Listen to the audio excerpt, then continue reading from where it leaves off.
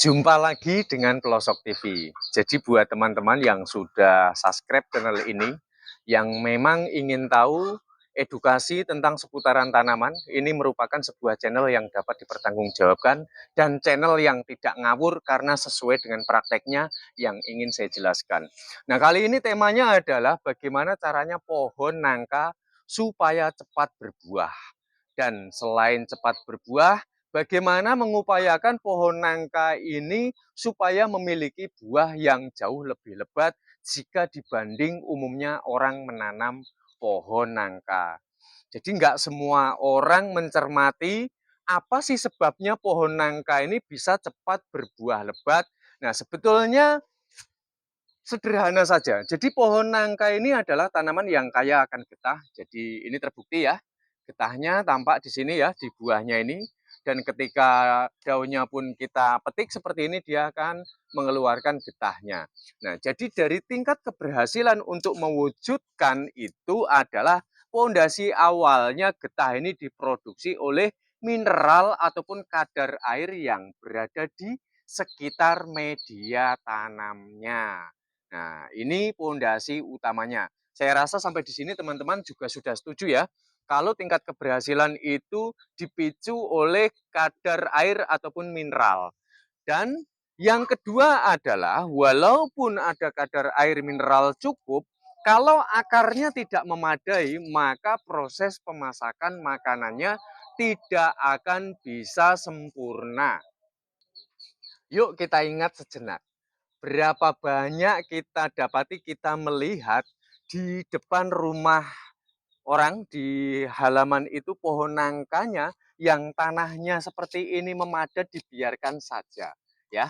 Berapa banyak kita melihat pohon nangka yang mereka tanam akarnya tampak di permukaan tapi tidak dilakukan penimbunan.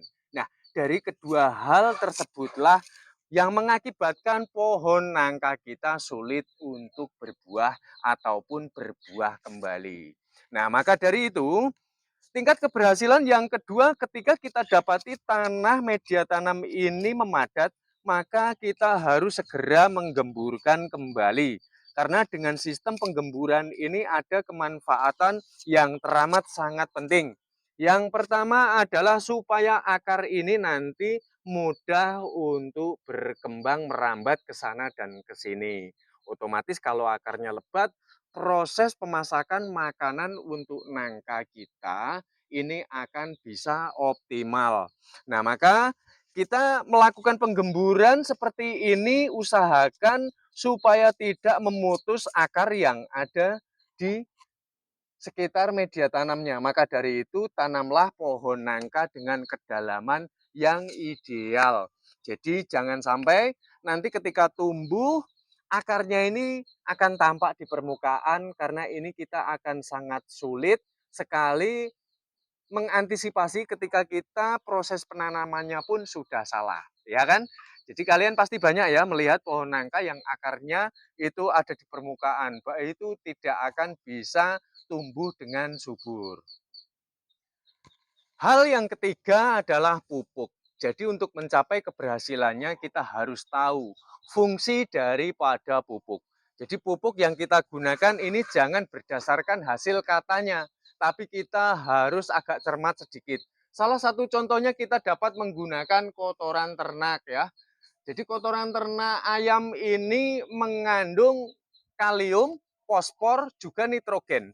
Nah, presentase dari tiap-tiap kotoran ternak yang ada di rumah kita itu berbeda-beda. Tapi karena untuk mempersingkat waktu, untuk pohon nangka ini karena sangat menyukai dengan kelembapan, terbukti dari getah yang terkandung di daun maupun buahnya, maka yang paling cocok adalah kotoran ayam. Dari kandungan nitrogen, fosfor ataupun kaliumnya tersebut, ini dapat memicu untuk kesuburan pohon nangka dari akar hingga pucuk daun. Bahkan tidak hanya subur, pohon nangka kita ini nanti akan memiliki buah yang jauh lebih manis karena dari yang saya sebutkan ini sebetulnya belum lengkap ya. Sebetulnya ada kandungan tembaga juga zat besi. Jadi sangat baik untuk kesehatan tubuh siapapun yang memakan buahnya. Nah, Hal tersebut kandungannya ini juga dapat membuat warna dari daun hingga buahnya ini terlihat lebih cerah. Nah, inilah manfaat dari pupuk. Jadi saya merekomendasikan kalian kalau mau memiliki pohon nangka yang cepat berbuah, berbuahnya ini lebat ya. Ini pohon nangka ini dari masih sepergelangan tangan saya ini sudah berbuah. Bahkan buahnya tiada henti dan selalu berbuah lebat. Ini juga berkat dari proses perawatan yang memadai, juga pemberian pupuk yang tepat. Jadi kalau ada pertanyaan untuk seputaran pupuk, ini juga akan saya klarifikasi. Untuk pupuk kotoran ayam, ini sebaiknya gunakan kotoran ayam yang sudah lama ya, karena kalau yang baru, ini nanti akan mengandung unsur panas. Karena suhu yang berubah-ubah ini dapat mengakibatkan pohon nangka kita ini malah justru menjadi layu kalau kita menggunakan yang baru. Dan berapa lama sekali kita memupuk pohon nangka, ya ini tidak dihitung dengan hari. Tapi ketika kita dapati media tanamnya ini sudah mudah untuk mengering, dan ketika di musim kemarau, tanahnya ini sudah gampang sekali untuk memadat, maka kita harus segera menggemburkan dan memberikan pupuk ternak tersebut. Nah, inilah betapa pentingnya kotoran ayam untuk pohon nangka. Nah, karena lagi agak dalam sedikit ya saya menjelaskan, pohon nangka ini jenis kaya akan getah. Jadi untuk mempertahankan kelembapannya, perlu rasanya kita mencampurkan, membubuhinya dengan kotoran, maksud saya adalah abu bekas bakaran limbah rumah tangga yang dicampur dengan kotoran ternak. Diaduk kemudian bisa kita bubuhkan di atasnya seperti ini ya. Nah, seperti ini dengan kedalaman ini sesuai dengan yang diperlukan. Jadi kalau memang dirasa padat tanahnya ini harus segera kita gemburkan. Nah, teman-teman betapa tahu ya, ini tekstur tanahnya ini teramat sangat lembab. Di sini karena memang nih kotoran ayam ini nanti dia akan berwarna hitam seperti ini yang dicampur dengan abu limbah rumah tangga. Ini akan sangat membuat pohon nangka kita menjadi subur sehingga nanti akan cepat berbuah lebat, bahkan mungkin tiada henti. Seperti pohon nangka saya ini berbuah tiada henti dari dulu kala masih sebesar pergelangan tangan saya. Pirawi. Dan untuk yang terakhir, jenis pohon nangka apa saja yang cepat berbuah lebat? Di antaranya yang pertama adalah nangka madu. Nah, seperti ini nangka madu ya. Dia satu gagang ini dapat menghasilkan dari 10 hingga 20 buah. Nah, ini memiliki daging yang sangat manis, harum ya, karena dinamakan nangka madu karena dia memiliki aroma yang berbeda dari nangka-nangka yang lainnya. Manis dan dagingnya ini penuh full ya. Jadi memiliki ukuran yang tidak besar. Jadi nangka madu itu nangkanya agak kecil-kecil ketika dia tumbuh rapat seperti ini. Kemudian yang cepat berbuah lebat adalah jenis persilangan antara nangka dengan cempedak. Satu gagang ini juga dapat menghasilkan dari 10 hingga 23 buah.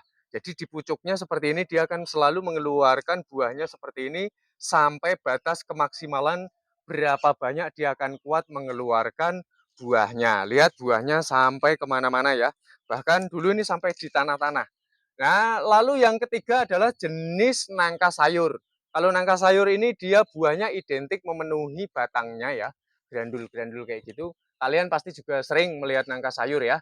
Jadi memenuhi batangnya. Jadi beda dengan nangka madu dan persilangan nangka dengan cempedak, dia lebih ngumpulnya itu di pergagang seperti ini.